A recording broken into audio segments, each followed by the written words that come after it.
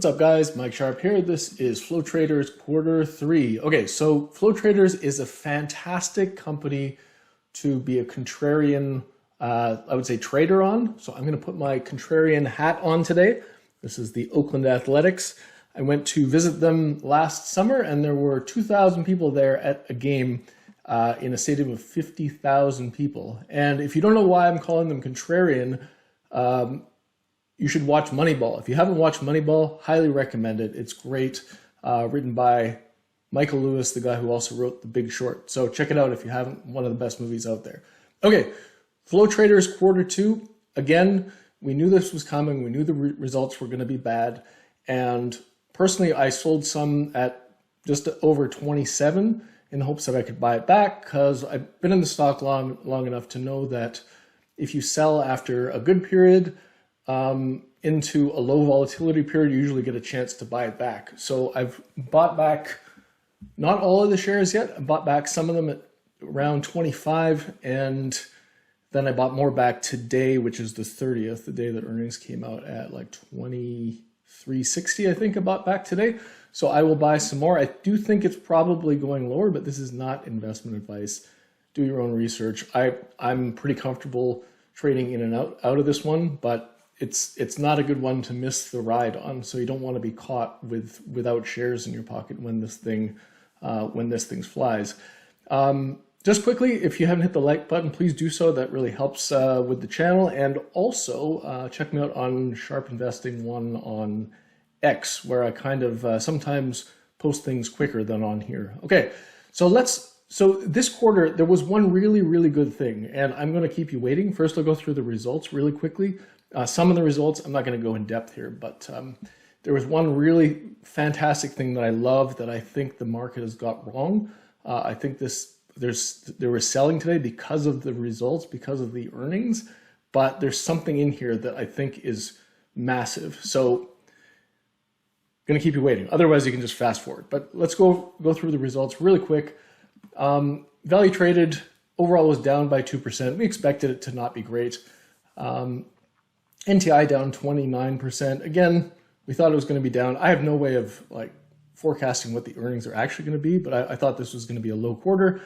And you know, we could say this is probably the low end of the range right now, right? So we've got 2% here, and you can see the EBITDA margin has dropped to 24%, and earnings are down to 25 cents, right? So for the year, still 226, still a good year.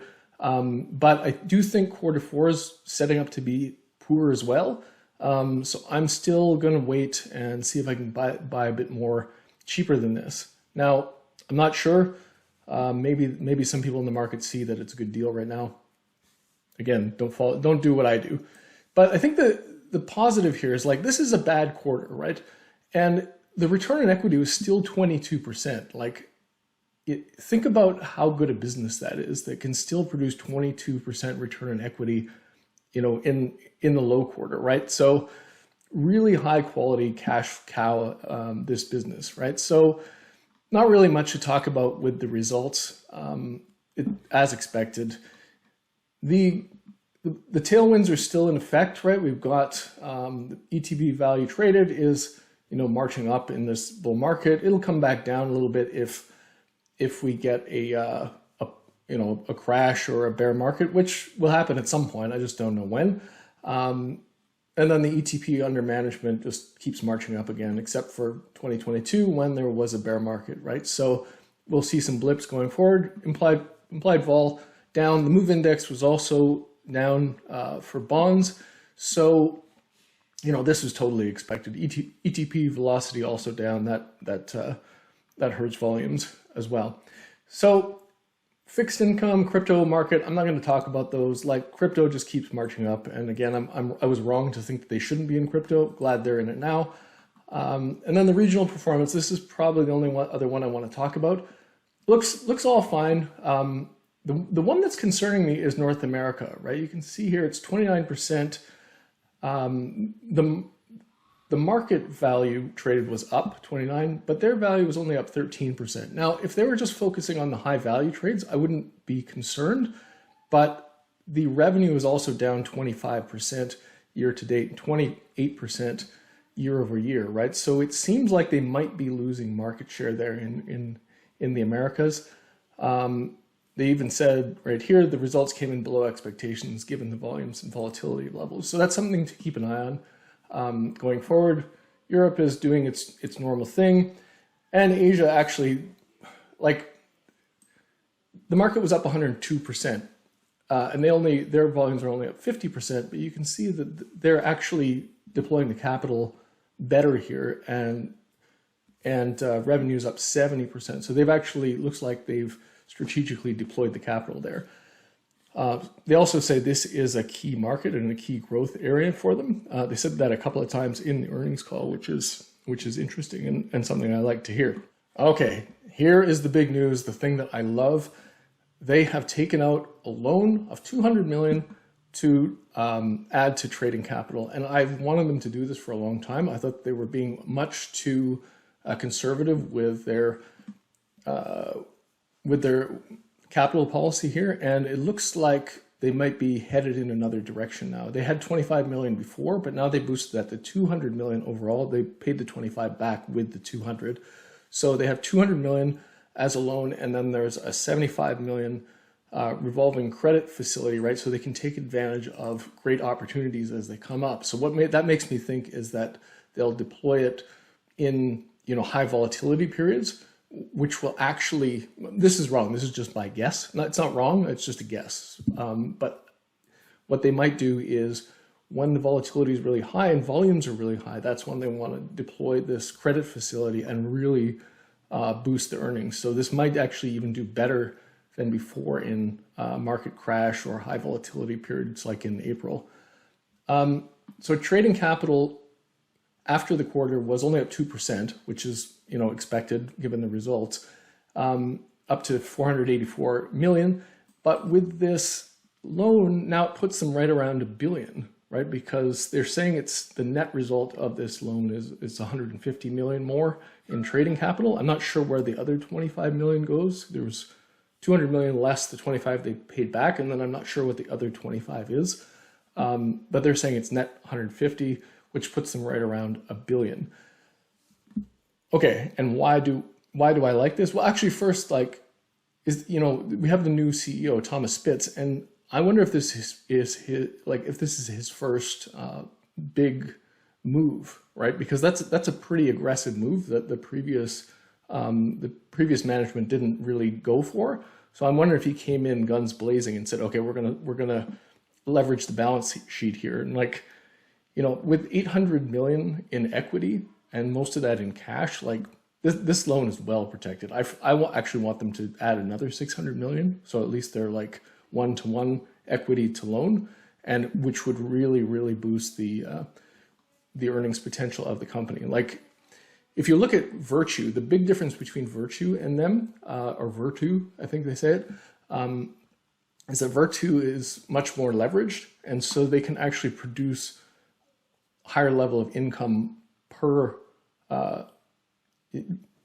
the equity they have, right? So that's one of the advantages that Virtue has, and I think that Flow Traders needs to be more aggressive here. Now, what Spitz said is he said, over the coming months, with the support of the board and the rest of the leadership team, I plan to develop an ambitious growth strategy and execution plan, which we will present at our Capital Markets Day next year. Now, my big concern with the CEO turnover was that they'd abandoned the trading capital building plan that they're doing, but he sounds like he's actually going to accelerate that, which is fantastic, right? So this is a really good quarter for me. And I just want to show you guys this is just a quick mock-up of what this might mean to profits.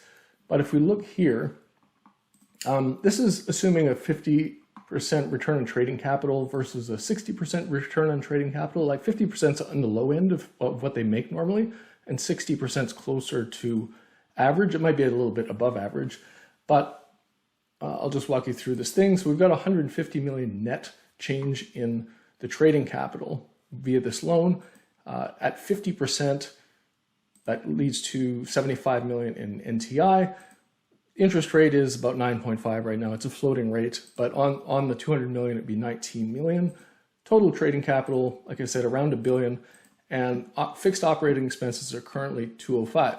Now, I think they may have to add some fixed costs just to end up deploying this capital. So I'm just saying a 5% increase in fixed expenses. Now that might be low, it might be high. I don't actually know. This is just a shot in the dark. But let's assume they have to, hire more people and a little bit of a tech investment there. That means the incremental NTI, that's NTI less interest, less the incremental fixed expense that they have to absorb. And then a third of the incremental NTI would go to variable wage costs as bonuses and for the trading staff. And that leaves us with 31 million in EBT up. Take 20%, you got 25 million in net profit, right? So basically the way I'm looking at this is they've just juiced income by 20%. So basically they've got us a year ahead of schedule now just because they've taken this loan out. Next year they're going to have the ability to earn 20% more. 25 million, not 20%, 25 million more in net income just by taking this loan. And if you apply an 8 market cap multiple to that, it potentially could add 200 million to the market cap, right? So that's a 20%, almost a 20% boost in market cap just because they took out this loan. They say they have the ability to deploy the funds. They have a lot of opportunities, so I believe them. And if they end up getting 60% return on trading capital, that would be a market cap increase of just of 24%, right? So for me, this is really a great outcome for this quarter. I'm quite happy about this. And, I'm really hoping that Thomas Spitz is a lot more aggressive with his capital policy going forward. Now, I don't want them to be crazy, but I do think it is a little bit too safe given the quality of the business at the moment. Anyway, hope you got something from that. I will check in the next video, and thanks again.